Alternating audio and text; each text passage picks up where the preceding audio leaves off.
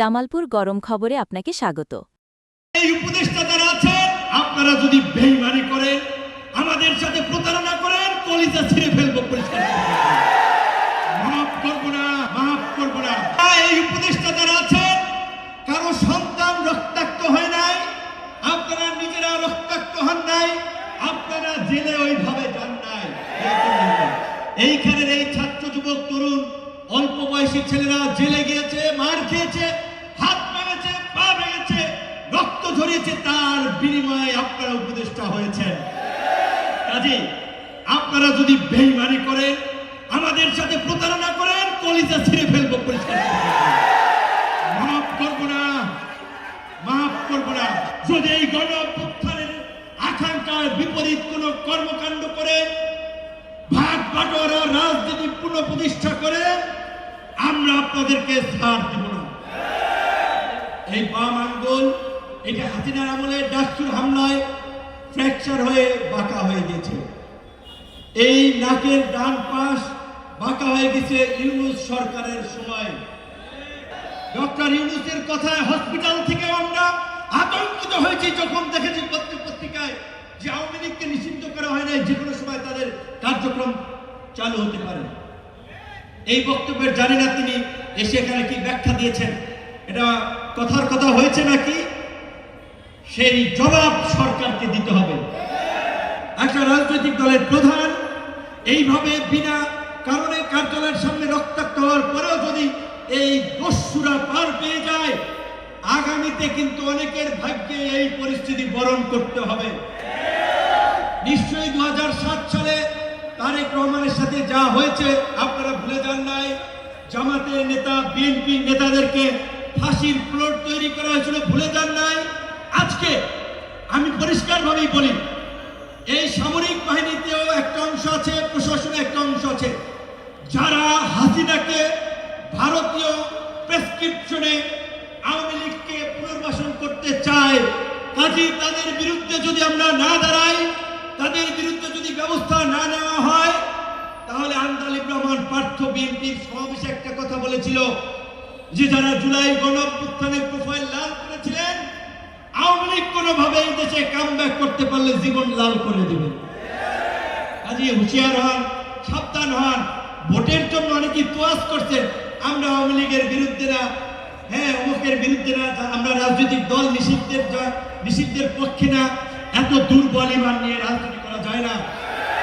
আপনাদের এই দুর্বল ইমানের কারণে আপনারা 16 বছর খেসারত দিয়েছেন। আবার যদি আপনারা আপোষের রাজনীতি করেন, আপনাদেরকে আবারও খেসারত দিতে হবে। তো তারা যদি না চান যে দেশে নৈরাজ্যকর পরিস্থিতি ঘটুক, ফ্যাসিবাদের পুনর্বাসন ঘটুক, তাহলে তাদেরকে এই ঘটনার একটা স্বচ্ছ তদন্ত করে জড়িতদেরকে বিচারের মুখোমুখি করতে হবে। এবং পরিষ্কারভাবে অন্তর্বর্তীকালীন সরকারকে আমরা বলে দিতে চাই, আপনারা একটা বিচার বিভাগীয় তদন্ত কমিটি করেছেন, আমরা সেটাতে আস্থা রেখেছি। আমরা সরকার বিপদে পড়ুক, দেশে আমাদের এই আন্দোলন প্রতিবাদের সুযোগ নিয়ে অন্যরা নৈরাজ্য করুক, আমরা সেটা হতে দিতে চাই না। যেই কারণে আমরা কোনো কঠোর কর্মসূচি দেই নাই। কিন্তু আমরা কিন্তু বেয়ারা, আমরা অপ্রতিরোধ, আমরা আপোষহীন। আমরা হাসিনার সাথে আপোষ করি নাই। হাসিনার ডিজিএফআই, এনএসআই, এসপি কারোর কথায় আমরা মাথা নত করি নাই।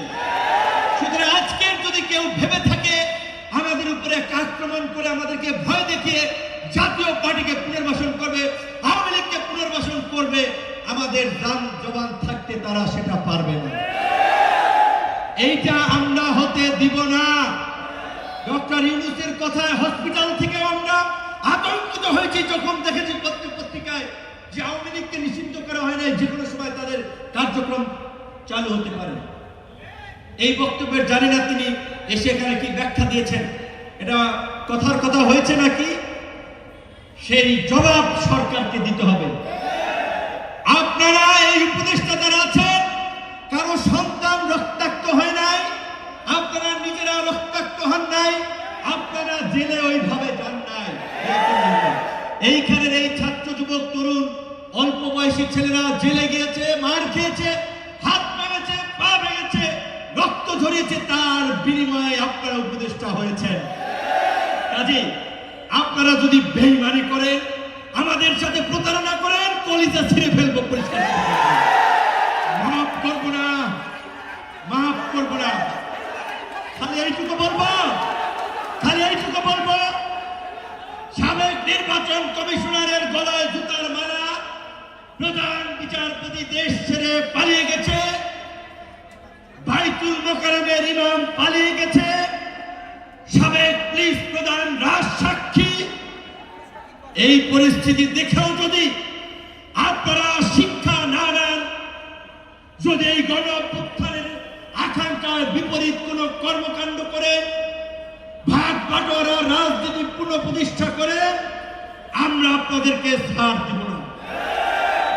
এই বাম আঙ্গুল, এটা হাসিনার আমলে ডাকসুর হামলায় ফ্র্যাকচার হয়ে বাঁকা হয়ে গেছে। এই নাকের ডান পাশ বাঁকা হয়ে গেছে ইউনূস সরকারের সময়। ডাক্তাররা বলেছে, আমার ডাক্তার পিজির আমাদের দলের নেতা, তিনি আমার ঢাকা মেডিকেল থেকে শুরু করে কাতারের চিকিৎসার সময় পাশে ছিলেন।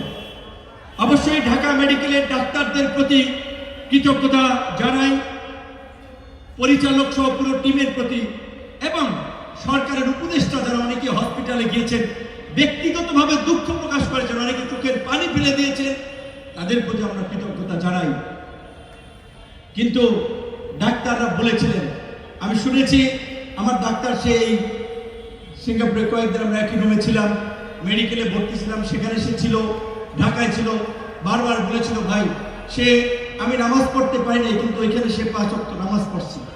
বলছে, ভাই আমরা খুব সারপ্রাইজ, আল্লাহ তোমাকে বাঁচায় রেখেছে, তোমার মস্তিষ্কের এই রক্তক্ষরণ, ইলেকট্রোলাইট ইমব্যালেন্স, শ্বাস প্রশ্বাস লো, আমরা খুব আশঙ্কা ছিলাম যে ফেরো কিনা, তো মনে করি এটা তোমার সেকেন্ড লাইফ রাউন্ড।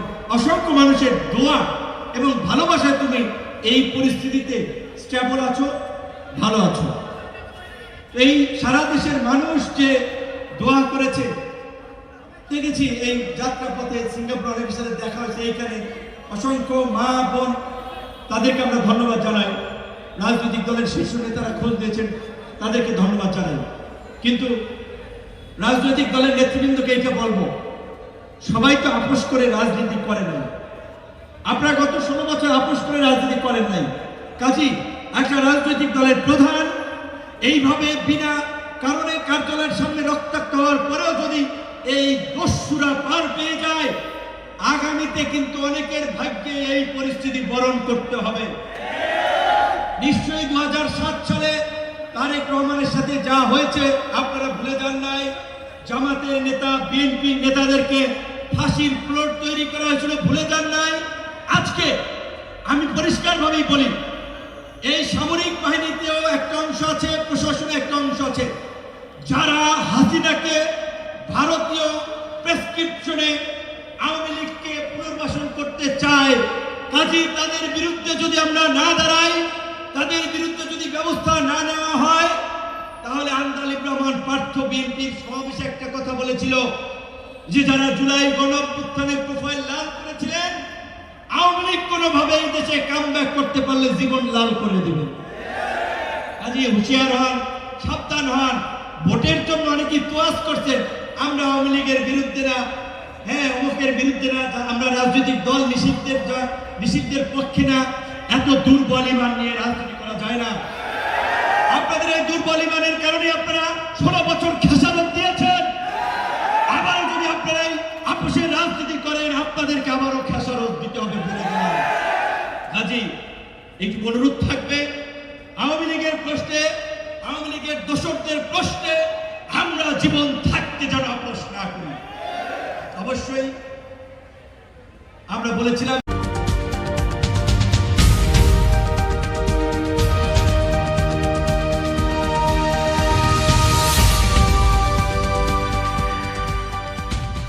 আমাদের জামালপুর গরম খবর চ্যানেল সবার আগে দেখার জন্য লাইক এবং ফলো বাটন চাপ দিয়ে আমাদের পাশে থাকুন এবং আমাদের ইউটিউব চ্যানেলটি সাবস্ক্রাইব করে রেখে নিউজ দেখুন সবার আগে। ধন্যবাদ সবাইকে।